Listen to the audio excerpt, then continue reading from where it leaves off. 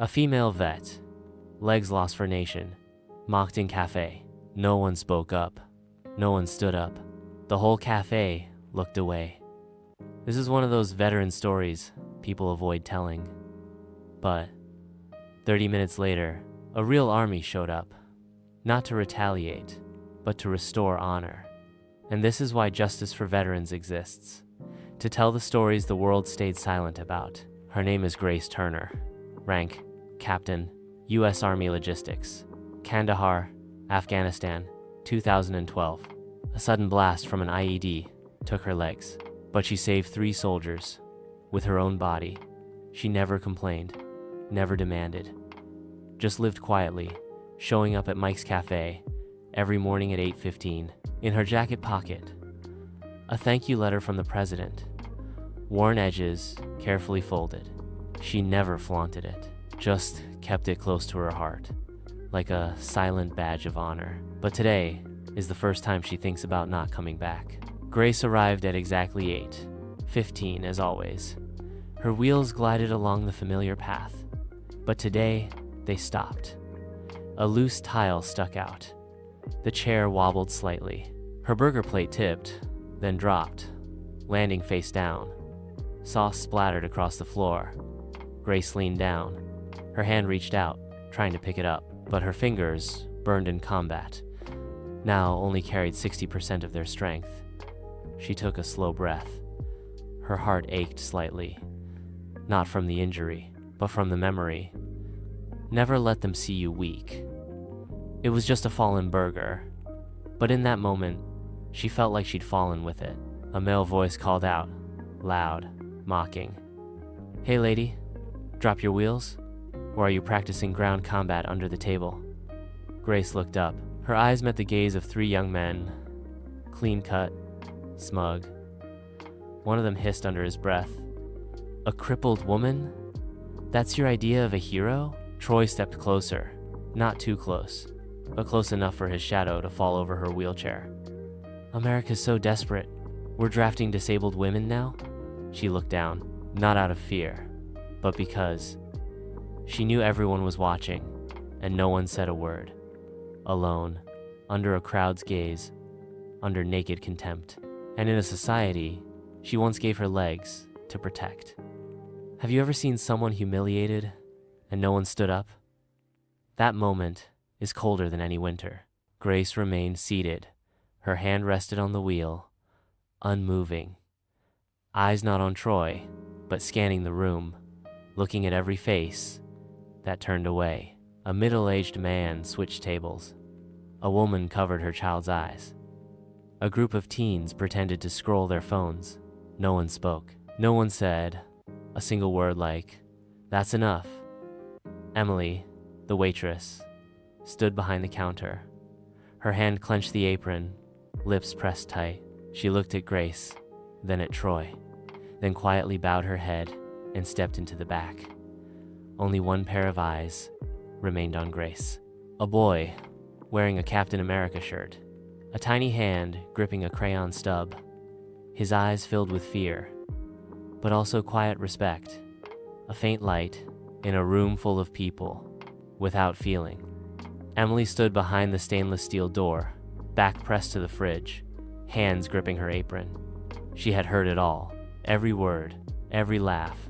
She wasn't military, didn't know Grace, but something inside had just risen up, too large to swallow. If no one's going to speak up, someone has to send it. She raised the lens through the gap in the door. The frame shook slightly, capturing Grace quietly, trying to pick up her fallen meal, while laughter still whipped around her like invisible whips. Emily opened her contacts. Her fingers slid quickly, without hesitation. She tapped one name, Logan T, active duty. No subject line, no caption, just a video, and the truth. She put away the phone, wiped her hands, grabbed a new burger, hot, perfect, just like before, and walked back out, as if she had done nothing remarkable. But that quiet act just turned the first gear of a machine that would change everything. Grace's phone buzzed gently on the table. She looked at the screen. A familiar name appeared. "It's Mom? Are you okay?" I heard something happened at the cafe. It's nothing. I'm fine. Just people who don't understand. Don't worry, I'm used to it. On the other end, Logan said nothing, but his hand clenched the phone. He glanced at his desk. A folded uniform sat ready. Beside it, a file labeled Echo Company, Immediate Response. No one knew. Just 10 minutes later, Logan would walk out of the base with an entire company behind him. 30 minutes later, the first sound wasn't a voice, but an engine. Low, heavy, steady.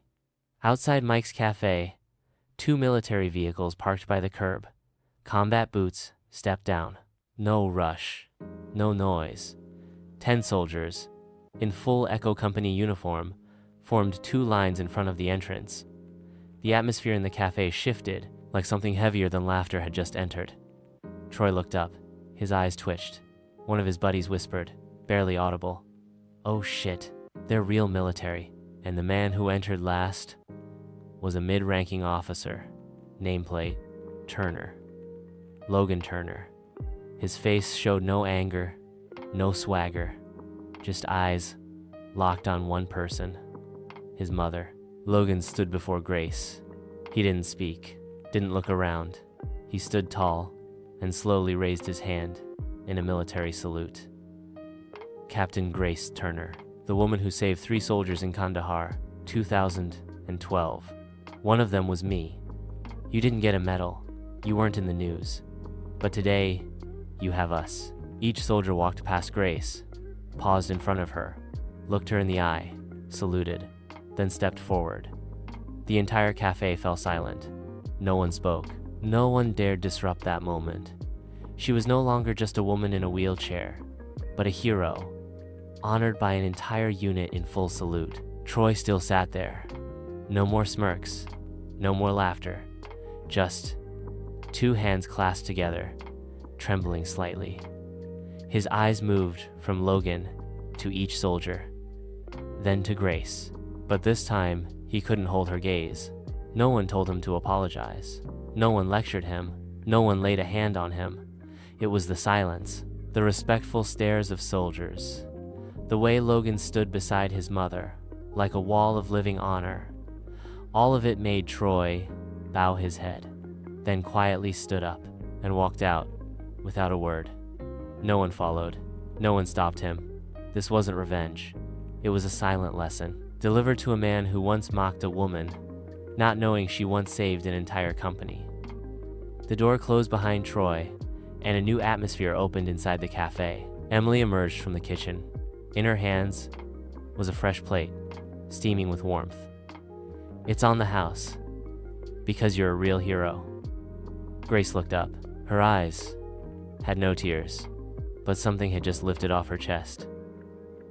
"George," the cafe owner approaches, "from this day forward, your money's no good here. Not today, not ever." Every eye in the cafe began to shift, no longer avoiding, but meeting hers. With overdue respect, but genuine. The boy in the Captain America shirt had been sitting in the corner all along.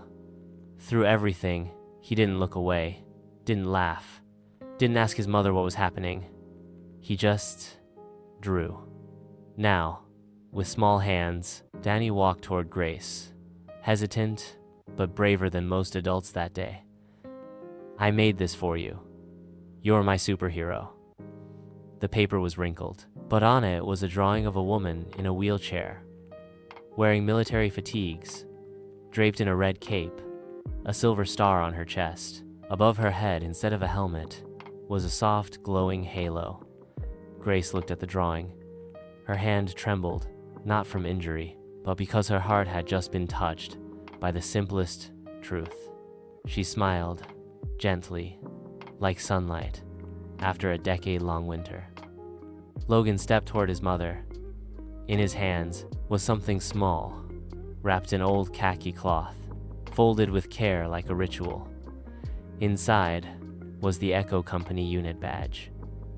"You once sacrificed for your brothers in arms. Now, it's my turn." He dropped to one knee. Left hand raised the badge. Right hand pinned it to Grace's chest, right over the heart that beat faintly, but had never retreated. No one around said a word, because they all knew this wasn't just a gesture. It was a nation's apology, delivered through honor. Grace said nothing, but her eyes, once dry for years, finally knew how to be wet again. Not from pain, but from recognition. At last. Not every warrior holds a gun. Some carry wounds no one can see, and still walk forward. Some battles aren't fought overseas, but during a quiet breakfast in a small town cafe, amid mockery and deafening silence. In those moments, you have a choice: to look away like the crowd, or rise like a boy with a drawing, a soldier in uniform, or a waitress who dared to hit send. Honor doesn't need to shout, it only needs to be lived. And when it is, it spreads. Like how Grace Turner never raised her voice, but moved an entire company to stand. In a country that once bowed its head to send them off to war, we must not bow in shame when they return. Honor doesn't end on the battlefield. It continues in how we treat them every day. If you've ever witnessed injustice and stayed silent, remember this: silence isn't neutral. It can side with wrong. Justice for veterans is not just a channel. We're here to remind the world. A veteran deserves remembrance, not only on Veterans Day, but every day. If you believe that, leave a comment. I choose justice. And share this story with someone who still thinks a wheelchair can't hold a hero, because the fight for respect is not over yet.